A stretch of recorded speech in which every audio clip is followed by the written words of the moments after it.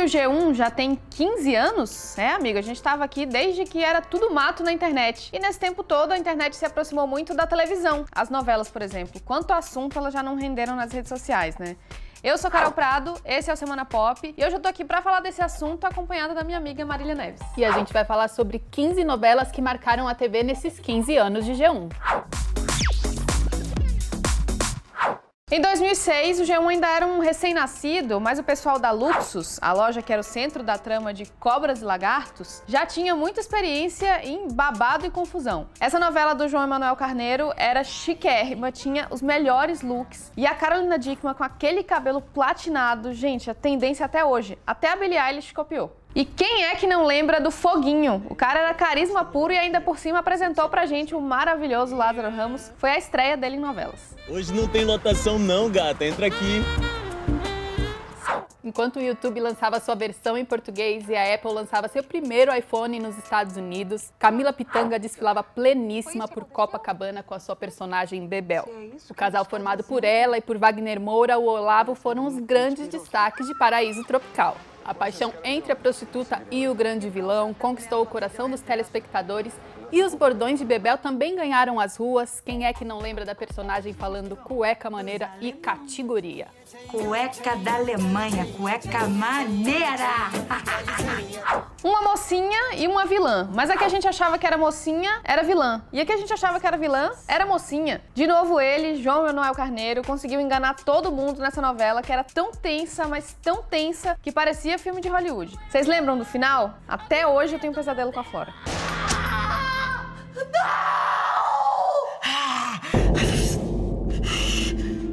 Arebaba, como numa típica novela da Glória Pérez, Caminho das Índias fez a Ásia aparecer tão perto quanto, sei lá, Osasco. Essa foi a primeira novela brasileira a ganhar um prêmio no Emmy Internacional. A história contava o amor impossível entre dois jovens indianos de origens bem diferentes. A Maia, que era de uma família tradicional de comerciantes, e o Barruan, um Dalit, uma casta considerada impura na Índia. Só que aí no meio da história tem uma reviravolta e a Maia passa a curtir muito o Raj, que era o marido prometido pra ela. Eu não vou dar spoiler aqui, se você não viu, vai lá ver pra ver quem é que ela escolhe. Você gostou, Marília, da escolha dela, do final? Gostei demais. Em 2010, quem marcou época foi a novela Tititi. A novela não era só um remake, mas, digamos assim, um bem bolado de remakes. Além de trazer de volta a história que foi ao ar originalmente lá na década de 1980, ela continha também duas tramas que faziam parte de uma outra novela da mesma época, que era Plumas e Paetês. Nossa, eu não sabia que era essa mistureba toda, achei que era um remake, simplesmente. Pois é, e além da mistureba, as duas novelas eram do Cassiano Gabus Mendes, que a Maria Adelaide Amaral fez questão de homenagear no remake porque o Cassiano foi quem trouxe ela para as novelas. Já em 2011, enquanto acontecia o casamento do Príncipe Williams, a história de outra realeza chamava atenção na TV brasileira. Cordel Encantado tinha como pano de fundo o reino fictício de Seráfia. E para fazer as cenas ali da família real, parte do elenco foi para a França, passou cerca de uma semana e meia por ali, gravando dentro de um castelo. E uma curiosidade só de figurino, para essa gravação, a produção levou 65 malas. Gente, imagina só. Um clássico, uma obra-prima da TV brasileira, um cânone da dramaturgia nacional. A Avenida Brasil transcendeu o próprio conceito de novela, virou um fenômeno cultural. Foi bem naquela época, em 2012, em que pegou mesmo aqui no Brasil o hábito de assistir em duas telas, assistir na TV e comentar nas redes sociais. Se eu parar aqui pra falar tudo que fez sucesso nessa novela, eu vou ficar aqui, ó, até o próximo aniversário do G1, por isso que eu vou só mostrar uma cena. Esperando o quê? Ei! Me serve, vadia, me serve! Nunca você ouviu bem! Nunca! Nunca que eu vou te servir! Esse é meu lugar! Você está na minha mesa! E eu não admito que você sente seu traseiro imundo na minha cadeira! Levanta!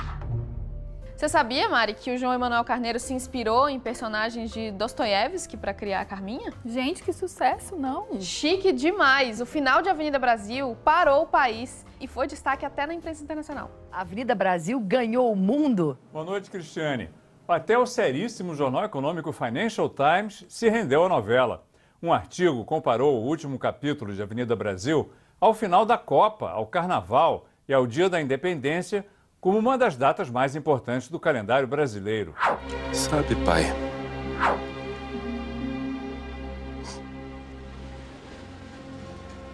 eu te amo.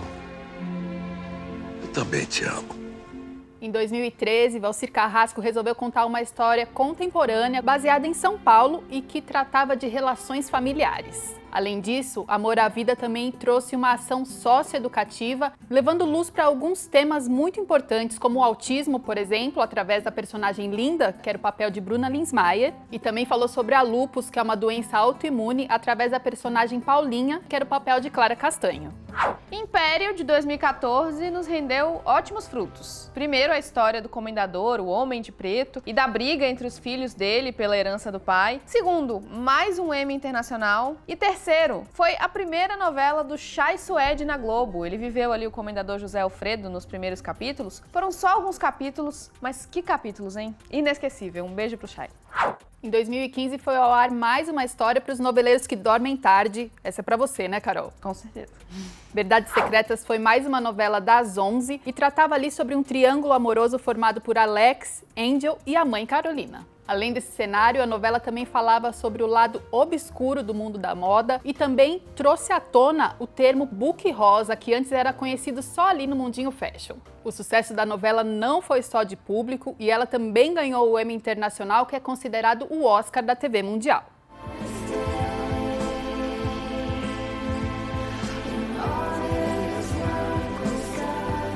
Em 2016, foi ao ar a novela Velho Chico. A trama foi dividida em duas fases, isso para mostrar que a rivalidade entre duas famílias permaneceu mesmo após a passagem do tempo, assim como o amor entre dois membros dessas duas famílias. Os personagens de Teresa e Santo foram interpretados por Camila Pitanga e Domingos Montanher na fase adulta. E a novela também foi marcada por uma tragédia longe das câmeras. Após um dia de gravação, Domingos morreu afogado no Rio São Francisco. Com a morte de Domingos, a novela seguiu seu desfecho final, Santo casou com Terê e a produção fez uma homenagem belíssima ao ator no capítulo final.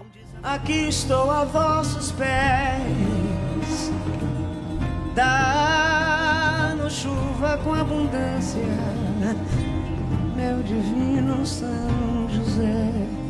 Em duas palavras, você vai lembrar de qual novela eu vou falar agora. Bibi Perigosa, talvez um dos personagens mais lembrados da história recente das novelas. A Força do Querer teve várias cenas super tensas de perseguição entre a Bibi, que era a personagem da Juliana Paz, e a policial Geisa, a Paula Oliveira. Que dupla, hein? Mas essa novela ainda tinha outros personagens maravilhosos. A Sereia Ritinha, a Silvana, que era viciada em jogo, lembra? E a Ivana, Ivan, mais pro fim da novela, que emocionou todo mundo numa trama super sensível sobre a descoberta da identidade de gênero. Meu nome social, Ivan Garcia. Foi no pelo, axé pelo, axé pelo. Axé pelo, encontrei meu amor, amor, amor, amor, amor, amor. Olha, essa eu sou suspeita pra falar porque se passa na minha terrinha, a Bahia. Eu adoro a trama de Segundo Sol. Um cantor de axé que já fez muito sucesso, mas tá meio decadente, é dado como morto e aí a carreira dele começa a deslanchar. Ele desiste de revelar que na verdade tá vivo, vai se esconder numa vila praiana, se apaixona por uma catadora de mariscos e aí faz de tudo pra viver esse amor. Essa história é boa demais e também tem o Chay num ótimo momento, né? Meio sururu catado pela melhor marisqueira de Boiporã. Obrigada. E pelo marisqueira aqui também, que eu levo um jeitinho de leve.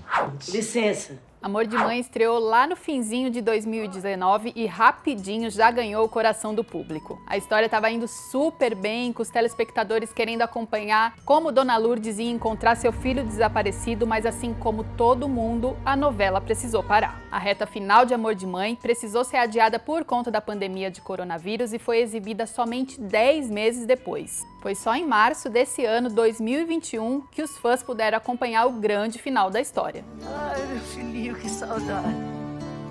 Ai, quanto Onde tempo. estará o meu amor? E chegamos a 2020. O ano precisou parar por causa da pandemia. Com as novelas não podia ser diferente. Salve-se Quem Puder foi uma das tramas interrompidas por causa do risco de transmissão do coronavírus. Só que as gravações foram retomadas, seguindo regras bem rígidas de segurança, e essa novela entrou para a história como uma das que conseguiram ser finalizadas mesmo em meio à pandemia. E que final! A gente se divertiu muito com os desfechos da Alexia, da Luna e da Kira. E olha, como a gente estava precisando se divertir, né? Agora é esperar pelas novelas que virão aí no futuro. Vamos aguardar, né?